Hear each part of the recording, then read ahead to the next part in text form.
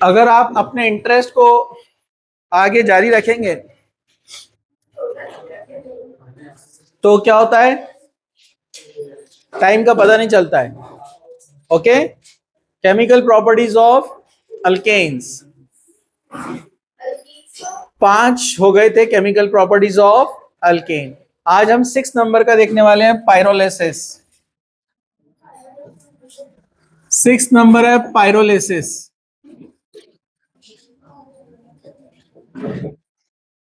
Okay, what is pyrolysis? It is opposite to combustion. Combustion होता है heating in presence of oxygen. Combustion में क्या होता है, ऑक्सीजन के प्रेजेंस में हीट करते हैं। तो अल्केन क्या बनाता है, कार्बन डाइऑक्साइड एंड वाटर। और याद है कि नहीं कल का, कल का याद है कि नहीं है, carbon dioxide and water. Combustion करे तो क्या बनता है, carbon dioxide and water. Pyrolysis होता है इन एब्सेंस ऑफ ऑक्सीजन। ये क्या होता है, इन एब्सेंस ऑफ ऑक्सीजन। तो conversion of higher alkane, conversion of higher alkanes into smaller alkane and alkenes and alkenes। इधर alkanes and alkenes मतलब एक बड़ा अल्केन ब्रेक होगा और स्मॉल अल्केन और अल्कीन्स बनेंगे। बड़ा मॉलिक्यूल ब्रेक होगा, स्मॉल अल्केन्स और अल्कीन्स बनेंगे। गेटिंग? ओके, ठीक है। यहां पर इसको डिकम्पोजिशन बोल सकते हैं हम। बड़ा मॉलिक्यूल ब्रेक हो रहा है, स्मॉल मॉलिक्यूल बन रहे हैं, इट इज डिकम्पोजिशन। ओके, ठीक है, चलिए हम आगे बढ़ते हैं। एग्जाम्पल, पहले एकदम बेसिक एग्जाम्पल से देखेंगे इसको हम, क्योंकि इसमें 2 टाइप के प्रोसेस होते हैं। हालांकि ये स्मॉल वाला जो हम एग्जाम्पल देख रहे हैं ये जस्ट एक्सप्लेनेशन के लिए है, एक्चुअल कहां पर होता है पायरोलिसिस में आपको बताता हूं। जैसे मैं यहां एग्जाम्पल लेता हूं प्रोपेन। क्या लेता हूं मैं, प्रोपेन। कौन है ये, प्रोपेन। इसको हम हीट करेंगे तकरीबन 900 केल्विन पर। कितना हीट करेंगे इसको, 900 डिग्री सेंटीग्रेड, सॉरी, मतलब बहुत हाई टेम्परेचर पर हीट होता है, हाई टेम्परेचर पर, जिसमें 2 प्रोसेस होते हैं। एक बेसिक प्रोसेस, यहां से एक हाइड्रोजन और यहां से एक हाइड्रोजन लॉस होगा, 2 हाइड्रोजन। तो आपको पता है 2 हाइड्रोजन गए तो प्रोपीन, प्रोपेन क्या बन जाएगा, प्रोपीन। प्रोपीन प्लस H2 चला गया, तो यहां पर सिर्फ हाइड्रोजन निकला है। तो ऐसे प्रोसेस को बोलते हैं डीहाइड्रोजिनेशन। क्या बोलते हैं इसको, डीहाइड्रोजिनेशन, रिमूवल ऑफ हाइड्रोजन। लेकिन इतना ज्यादा हाई टेम्परेचर होता है कि इसमें नॉट ओनली CH बॉन्ड भी ब्रेक होता है। ये CH3 यहां से एक हाइड्रोजन लेगा और बन जाएगा CH4, मीथेन। ठीक है, मीथेन बन गया। और बचा CH2 वो बनाएगा alkyne, CH2 double bond CH2। इसमें CC ब्रेक हुआ है, इसको बोलते हैं क्रैकिंग। क्या बोलते हैं इसको, क्रैकिंग। तो 2 प्रोसेस होते हैं पायरोलिसिस के अंदर, डिहाइड्रोजिनेशन एंड क्रैकिंग, 2 प्रोसेस। जितना बड़ा मॉलिक्यूल उतने नंबर ऑफ प्रोडक्ट ज्यादा मिलते हैं। इधर देखो, जैसे एग्जाम्पल नंबर 2, अगर मैं ले लू C6H14, C6H14 का मतलब CH3, CH2, CH2, CH2, 1 2 3 4 5 और ये 6। आप लोग जो है ना ये बोर्ड में नजर आते हैं, आपके मूवमेंट्स, आप कहाँ देख रहे हैं, आप क्या कर रहे हैं, तो ये बोर्ड का बड़ा फायदा है। रिफ्लेक्शन है ये। समझ में आया आपको? तो इसलिए सब लोग फोकस करो यहां पर, ठीक है? चलो,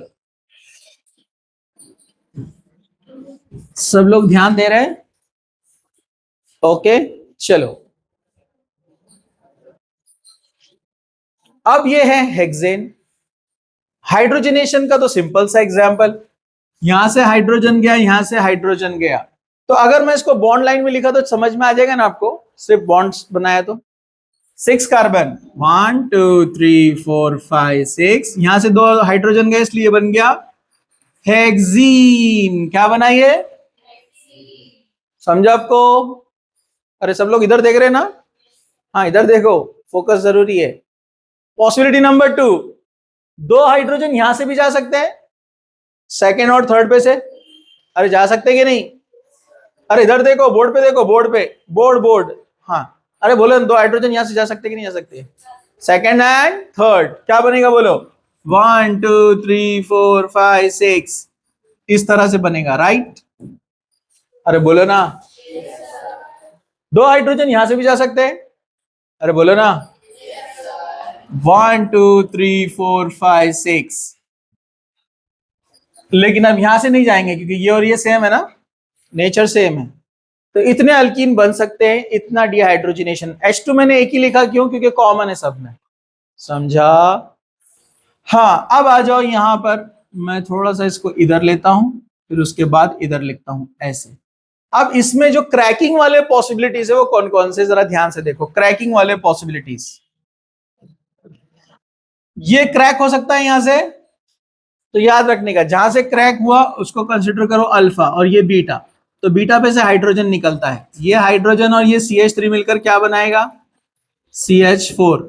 और बचे इधर कितने कार्बन? 1 2 3 4 5, 1 2 3 4 5। यहां से कौन गया? CH3, और यहां से कौन गया? H3। यहां डबल बॉन्ड आएगा ना? अरे बोलो ना, तो यहां डबल बॉन्ड आएगा। पेंटीन, 6 में से एक ब्रेक हुआ तो एक बना मीथेन और दूसरा बना पेंटीन। पेंटीन में 5, मीथेन में 1, टोटल कार्बन कितने? 6। तो ये तो फिक्स है, एक अल्कीन बनता है, एक अल्केन बनता है। समझा? अरे बोलो ना। हाँ, नहीं देख नहीं रहे इधर आप लोग। अब नेक्स्ट पॉसिबिलिटी, यहां से ब्रेक हो सकता है। अरे बोलो ना, हो सकता है ब्रेक। जब ये यहां से ब्रेक होगा तो उसके लिए ये अल्फा और ये बीटा है ना, तो यहां से एक हाइड्रोजन ये ले लेगा, CH3 बोलो क्या बनाएगा? इथेन। क्या बनाएगा? इथेन। तो इधर कितने कार्बन वाला? भी यहां डबल बॉन्ड आएगा ना यहां पर। अरे बोलो ना, 1 2 3 4, 4 कार्बन वाला, 1 2 3 4, ब्यूटीन एंड इथेन। इथेन में 2 कार्बन, ब्यूटीन में 4 कार्बन, टोटल 6 हो गए। अरे बोलो ना, हाँ बोलने का। चलो, नेक्स्ट पॉसिबिलिटी यहां से ब्रेक होगा, तो ये अल्फा और ये बीटा, बीटा पे का हाइड्रोजन इसके पास आएगा, क्या बनेगा? CH3 बरोबर। मतलब कौन? प्रोपेन। CH3 प्रोपेन बन गया, तो यहां डबल बॉन्ड आएगा। अरे बोलो ना, 1 2 3, प्रोपीन एंड प्रोपेन। प्रोपीन में 3 कार्बन, प्रोपेन में 3 कार्बन, कितने हो गए? 6। समझा? तो ऐसे बहुत सारे प्रोडक्ट बनते हैं, बहुत सारे अल्केन्स अल्कीन्स बनने वाले। यहाँ पर मेन प्रोसेस 2 होते हैं, आपको याद रखना है कि डिहाइड्रोजनेशन भी होगा और क्रैकिंग भी होगा। तो एक एग्जांपल आपके एनसीईआरटी में दिया हुआ है, C12H26, यानी डोडेकेन। कौन है ये? डोडेकेन। और उसने एग्जांपल में क्या दिया? सिर्फ आपको यहाँ पर C5H12 पेंटेन प्लस C7H14 हेप्टीन, 7 और 5 12। तो उसने एक ही पॉसिबिलिटी बताया क्योंकि ये स्टेबल प्रोडक्ट बनते हैं, लेकिन इसके अलावा भी बन सकते हैं। ये 5 और 7, अल्केन कौन सा बना? 5 वाला। अल्कीन कौन सा बना? 7 वाला। अरे बोलो ना, बराबर है। लेकिन यहां पर ऐसे आता है लिखा हुआ, जो दिया नहीं उसने वहां पर डॉट डॉट डॉट डॉट, मतलब और भी प्रोडक्ट बनेंगे। कैसे? 1 11, 2 10, 3 9, 4 8, 5, 7, 6, समझा? एन नंबर ऑफ प्रोडक्ट्स, यहाँ पर बहुत सारे प्रोडक्ट्स बनने वाले हैं। तो ये होता है क्रैकिंग एंड पायरोलिसिस। इसको आप फटाफट लिखेंगे, फिर हम आगे बढ़ेंगे।